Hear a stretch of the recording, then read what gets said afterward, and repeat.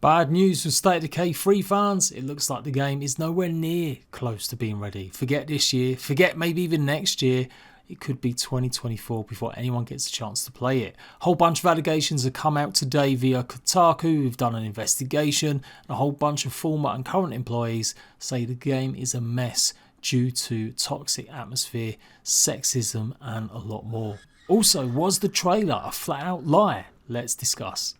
So we start with Jeff Strain, the founder of the Undead Labs. He pretty much sold the company a month after the second game came out because the ambitions for the third one were just going to be too much financially. So Microsoft came in and then he carried on working for Undead Labs for a couple of years afterwards, I think only quitting last year. And that's when he revealed that the third game might be going back to its roots or trying to be an MMO. So that aside, we'll come back to it. What's these allegations about? Well, the kind of stuff we've been seeing all over the place. Not Microsoft only, obviously Activision the main culprits, but even PlayStation have got accusations of bullying, sexism and a lot worse. What is it with these game devs? These kids just growing up in their basements, nerding out over Dungeons and Dragons and then turning into absolute little shitty incels. So Kotaku has listed 12 current and former employees for this article, effectively saying sexism was rampant amongst some devs. Some of them weren't dealt with appropriately. They brought in HR team or someone to run it and she didn't do a very good job and ended up leaving quietly. And the main guy seemed to have a bit of an ego boost, trying to be a big one up in the Microsoft organisation. He came in to actually help run Undead Labs after the original founder, Jeff Strain, who'd already sold it, took less and less time working for the game or the company and was more at home when he moved halfway across the country. He's actually responded on a Medium post with some of the questions that Kotaku asked him to try and get ahead of the spin, I guess, and pretty much saying that he had to sell the studio because their plans for the third game were so ambitious, he just simply couldn't support it financially. So even though he was working on the game, the third one series, with good ideas and stuff like that, he wasn't really a big part of it, and hence why there has been maybe some leadership issues and it's just got a bit worse. What I find really interesting from this article, of course some of the devs shouldn't be treated like that, but it is the info about what State of Decay 3 will be. A team set up pretty much straight after release of the second game, and then another team was kept on to keep improving after its lukewarm reception. But of course with the pandemic hitting, I think a lot of their members probably were switched back around possibly and put on State of Decay 2 because a lot of companies were just really investing back into the games they already had because it was a lot easier.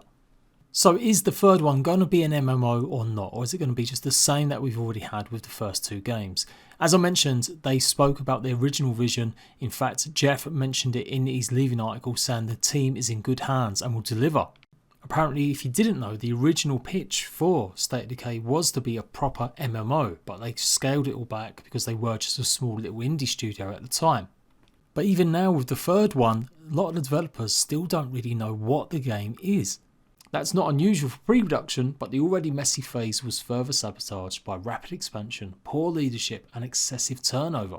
They had strike teams checking out prototyping new mechanics, but it looks like they redeployed a lot of these people in different teams and lost progress. This meant loads of work pretty much just didn't have consistency, resulting in a buffet of game systems but with no main course. Too much time was spent repairing features like refined parkour movement or dynamic animal spawns based on the weather, while the player fantasy at the centre meant to hold it all together remained undercooked. Other issues were brushed under the rug. Now this is interesting given that State of Decay 2, one of the big criticisms of it was the amount of bugs and issues the game had.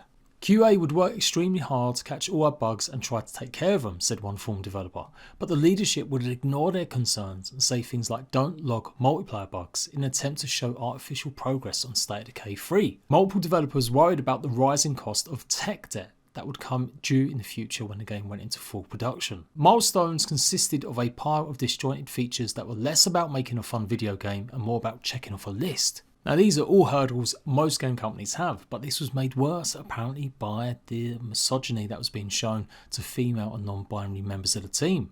Rejecting women's opinions, even extremely basic code or games knowledge, even director level positions were outright ignored, allegedly. So again, this all falls under the kind of leadership of Halt, who was brought in, as I mentioned a bit earlier.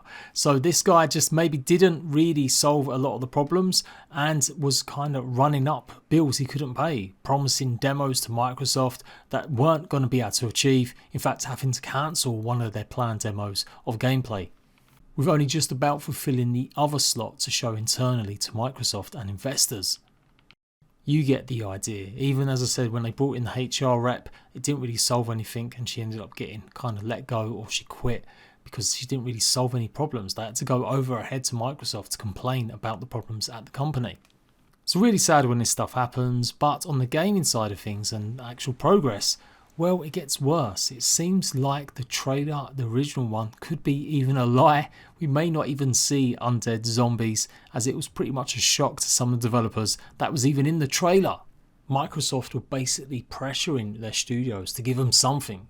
They needed as many of their studios to hype up the Xbox Series X and S launch. So Halt was the one that was maybe cheerleading getting this trailer done for Microsoft to show he was the big daddy, but yeah, it might have been a lie. Although Microsoft have denied this and said it was optional, just like it was for the other games being made like Fable, Forza Motorsport 7 and Everwild.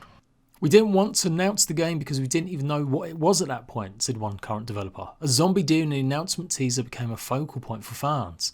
Would a new game include undead fauna? It caught some developers by surprise as well, who didn't recall ever settling on whether there would be a feature or not.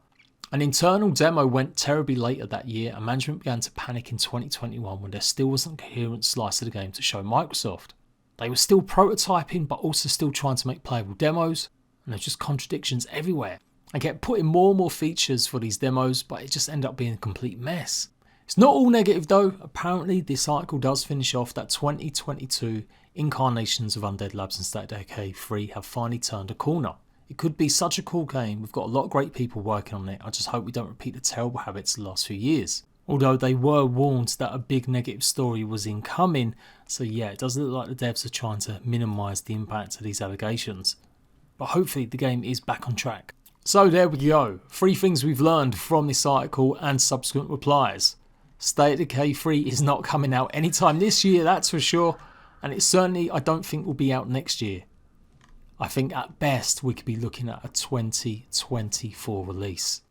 It does seem like the MMO phase is still being worked on, judging by the former founders' comments in the past and some of the stuff that's been spoken about here, so that does mean a positive. I want it to be that kind of game.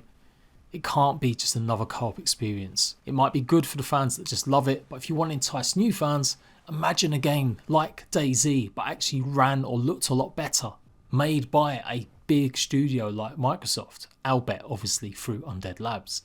And I've learned that they've got free running parkour, maybe working in it in the future, but there's a lot of stuff that they're not set on just yet, even like the undead deer. So hopefully that will stop the latest game rant and others from doing list videos telling you State of Decay 3 is coming this year.